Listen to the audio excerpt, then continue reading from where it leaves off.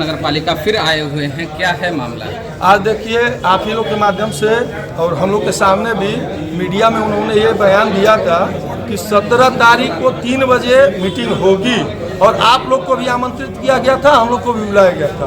पर जब जोड़ तोड़ चेयरमैन साहब ने किया, उनके पास टोटल 20 सभासद हो पाए, हम लोग के साथ ही 24 हैं और बोर्ड चलाने के लिए उनको आधे से एक ज़्यादा सभासद यानी कि 23 सभासद चाहिए। तो जब 23 सभासद नहीं हो पाया तो हम लोग को कोई जानकारी नहीं है। मीटिंग हॉल का उन्होंने ताला मरवा दिया, उतना ही नहीं किए, सभासद कक्ष का भी ताला मरवा दिए हैं और नीचे में अधिकारी या कर्मचारी कोई ये चीज़ सुनने को नहीं तैयार है। हम लोग कई बार बोले भी हैं, रिक्वेस्ट भी किए हैं कि अरे भाई मीटिंग हॉल तो खोल दीजिए, तो उन लोग का ये कहना है कि मीटिंग आज है ही नहीं है, जबकि हम लोग को कोई जानकारी नहीं है। आप कहते हैं कि मतलब वो तानाशाही बिल्कुल वो तानाशाही कर रहे हैं। किस तरीके की तानाशाही? अब इससे बड़ा तानाशाही क्या चाहिए कि हम लोग का सभासद कक्ष तक बंद करवा दिए, इससे ज्यादा तानाशाही क्या चाहिए?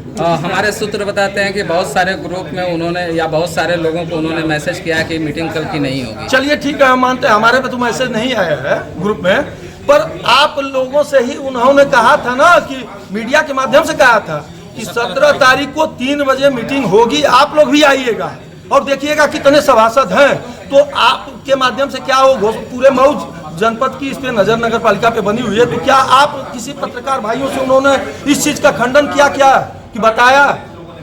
आप कह रहे हैं कि मंत्री जी के जनपद में बीजेपी की सरकार है और नहीं सुन रहे हैं, लेकिन मंत्री जी बड़े खास माने जाते हैं, वीओ साहब भी मंत्री जी के बड़े खास माने जाते हैं। चेयरमैन साहब, क्या आपको नहीं लगता कि आप लोग मंत्री जी को डैमेज करने की कोशिश कर रहे हैं? बिल्कुल नहीं, हम लोग तो मंत्री जी का एकदम झंडा बुलंद करने के लिए तैयार हैं और मंत्री जी बहुत साफ सुथरी छवि के हैं, ईमानदार व्यक्ति हैं। जब ये चीज पता चलेगा कि मऊ नगर पालिका में इतनी अरशद जमाल द्वारा तानाशाही की जा रही है, तो माननीय मंत्री जी उनके खिलाफ कठोर से कठोर एक्शन लेंगे।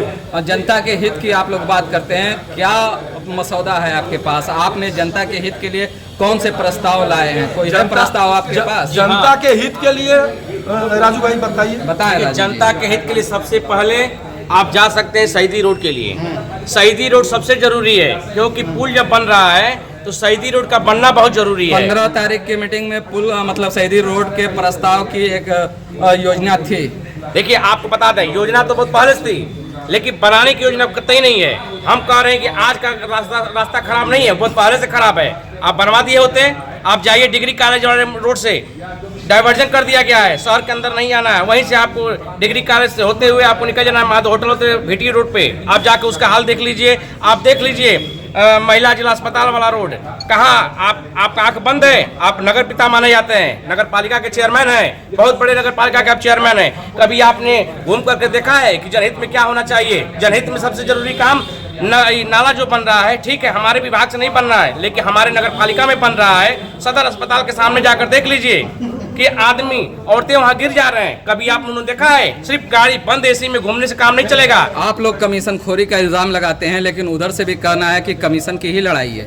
कतई कमीशन की लड़ाई नहीं है, यहाँ लड़ाई उनकी लड़ाई है, वो कमीशन लेते हैं। यहाँ सभासद कोई बता दे कमीशन लिया। इतने दिनों से क्यों खामोश थे आप लोग? अरे खामोश हम लोग नहीं थे। हम लोग जब कहते थे कि बैठ कर बात होगी, बैठ कर बात क्या बात होगी? क्या बात होगी? हमने विकास के लिए बात किया है, हम भ्रष्टाचार के खिलाफ हम लड़ रहे हैं, हम उनके खिलाफ लड़ रहे हैं कि यहाँ कमीशन खोरी हम नहीं चलेगा। जो भी भ्रष्टाचार करेगा, हम लोग अपने सरकार, अपने माननीय मंत्री से शिकायत करने का काम करेंगे और आपके तरफ अपने कानूनी कार्रवाई कराने का काम करेंगे। मतलब ये माना जाए, मतलब ये माना जाए कि 24 सभासद एक साथ हैं, 24 सभासद एक साथ हैं, तो क्या 24 सभासद एक साथ होकर अरशद जमाल को चलने नहीं देंगे? देखिए, आपको बता दें, उनके तरफ से ये भी कहा गया था कि अरे आप लोग तो मुस्लिम है, मुस्लिम एक तरफ हो जाएं, हिंदू बना मुस्लिम किया जा रहा था। लेकिन आपको बता दें, यहाँ मुसलमान भाई भी यहाँ खड़े हैं। हम लोग जनहित की लड़ाई लड़ रहे हैं, हम सबकी लड़ाई लड़ रहे हैं, सभासदों की लड़ाई लड़ रहे हैं। एक मुद्दा बताइए जनहित का, जो आपके पास प्रस्ताव बना के लाया गया।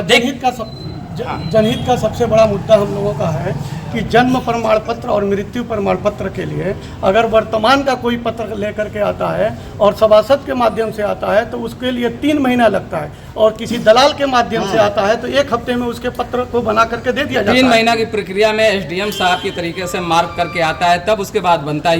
हम करंट की बात कर रहे हैं, हम करंट की बात कर रहे हैं। एक बार इसकी मीटिंग में भी हम लोगों ने आवाज़ उठाया था कि जो जनता के सबसे बड़ी हित की बात तो यही है, जनता की हित की बात हम लोग बोल रहे हैं, यही सबसे बड़ी हित है कि जनता ने हमको चुन करके यहाँ अपनी समस्या का निराकरण करने के लिए ना भेजा है। अगर नाली जाम होती है तो सभासद को सबसे पहले संपर्क किया जाता है, सफाई नहीं होती है तो सभासद को संपर्क किया जाता है। कोई भी मामला सबसे बड़ा, अच्छा अगर कहीं डिस्प्यूट होता है, अगर कोई ठेकेदार निर्माण कराता है, वहाँ कोई डिस्प्यूट होता है तो उसका निराकरण करने के लिए सभासद को ही बुलाया जाता है। और जब सभासद अपनी बात यहाँ पर आके अपने आकर, आज हम उनकी वो हेड ऑफिस है तो हम उनकी ब्रांच हैं, हम उनसे जुड़े हुए लोग हैं, लेकिन हमारी बात की अवहेलना की जाती है। यहाँ पे एक एलिगेशन ये भी लगाया गया कि तोड़ जोड़ की कोशिश की गई है। कितने लोगों से राब्ता किया गया है? अब तो इससे गंदी बात हो ही नहीं सकती है। मैं 30 साल से राजनीतिक करियर मेरा हो चुका है, जिसमें मैंने 10 साल चेयरमैन साहब के साथ वक्त मेरा गुजरा है। और जब कल मुझे पता चला कि अरशद जमाल के लोगों द्वारा हिंदू मुस्लिम कह करके भड़काया गया हम सभासदों को, ये कहा गया कि ये बताइए कि हिंदू एकजुट हो गए, ये एलिगेशन इज अ वेरी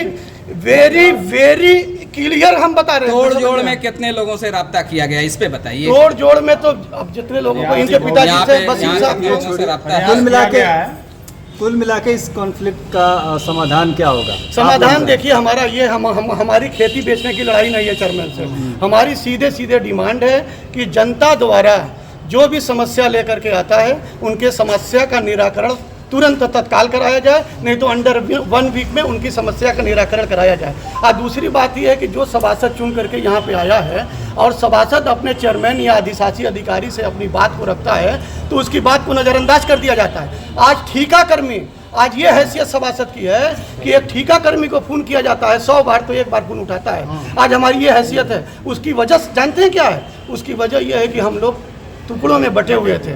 आज जब 24 सभासद हुए हैं तो खौफ का आलम देखिए, उसके दहशत का आलम आज देखिए कि उसने ये 17 तारीख की मीटिंग बोल करके आज मीटिंग से भाग गया है। इसलिए भागा है कि उसके पास बहुमत में सभासद नहीं हो रहे, पूरा नहीं कर पा रहे हैं। नहीं है, मेंबरान आप भी हैं, आप भी जनता के हित की बात करते हैं और चेयरमैन भी हैं, तो क्या मीटिंग टेबल पे आएगी?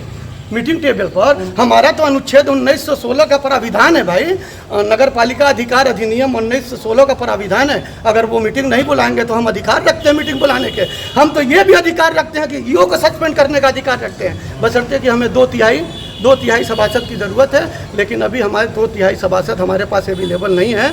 जिस दिन हमारे पास अवेलेबल हो जाएंगे उस दिन नगर पालिका के सारे कर्मचारियों की ईंट से ईंट बजा दिया जाएगा। आगे की रणनीति क्या है? आगे की रणनीति रूल ऑफ लॉ, विधि विधान के तहत हम अपने कार्य को आगे बढ़ाएंगे। हमारा पहला प्रोसेस होगा, हमारा सबसे पहला प्रोसेस है कि हम 24 सभासद लोग डिस्ट्रिक्ट मजिस्ट्रेट के वहाँ एक समस्या एक पत्रक हम लोग लेके जाएंगे और नगर पालिका संबंधित जो घूसखोरी है, जो कमीशन खोरी है, जो टैक्स के नाम पर 20-20 हज़ार रुपया गरीब परिवार से लिया जा रहा है, जन्म प्रमाण पत्र के नाम पर 5,000 रुपया अभी दीजिए, नेक्स्ट वीक में आपके घर बन करके पत्रक चला जाएगा। 10 महीने का है, मृत्यु प्रमाण पत्र अभी बन के नहीं मिला। आफ्टर 1 वीक में पत्रक बन करके उनके घर चला जाएगा। लेकिन एक सभासद अगर लेकर के आएगा अपने वार्ड की किसी जनता का पत्रक लेकर के, तो उसको 3 महीना तक कहेंगे कि रूल ऑफ लॉ है, क्या करें? ठेकेदार भी तो सभासदों पे दबी जबान में एलिगेशन लगाते हैं कि वो हमसे कमीशन मांगते हैं। ये फर्जी है, बुलाइए उसको, वो फर्जी इल्जाम लगा रहे हैं। भाई साहब ये बता दीजिए, सारे सभासद की पहली मांग है कि हम अनियमितता से समझौता नहीं करेंगे, हम गुणवत्ता चाहते हैं। आप गुणवत्ता लेकर के आइए, सेम आइटा मत लगाइए, आप अव्वल ईटा लगाइए। दूसरी बात, एक सबसे बड़ा एलिगेशन हमारे 24 सभासद भाइयों का है कि सफाई कर्मी के नाम पर नियुक्त किया गया निर्माण कार्यों का एस्टीमेट बना रहा है। आप पेट में दर्द है, कसाई के वहां जाएंगे, पेट काट के फेंक देगा। पेट में दर्द है तो पेट के डॉक्टर को न जाएंगे। आप सफाई कर्मी को एस्टीमेट बनाने का अधिकार दिए हैं, आप बता रहे हैं क्या निर्माण का एक मानक तय है, तो मानक को ओपन क्यों नहीं किया जाता? क्योंकि आम लोग भी उसको जान सके कि क्या मानक है।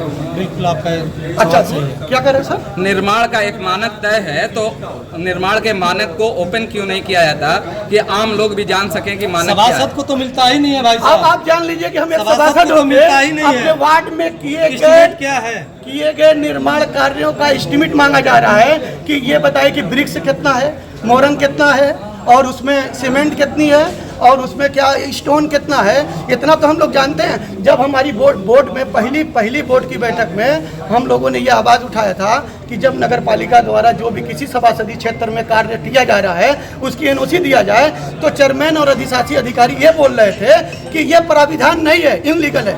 आप कमीशन खोरी करते हैं, ये कौन से लीगल से आप कमीशन खोरी कर रहे हैं? मतलब ये मान रहे हैं कि कमीशन खोरी हो रही है जमकर।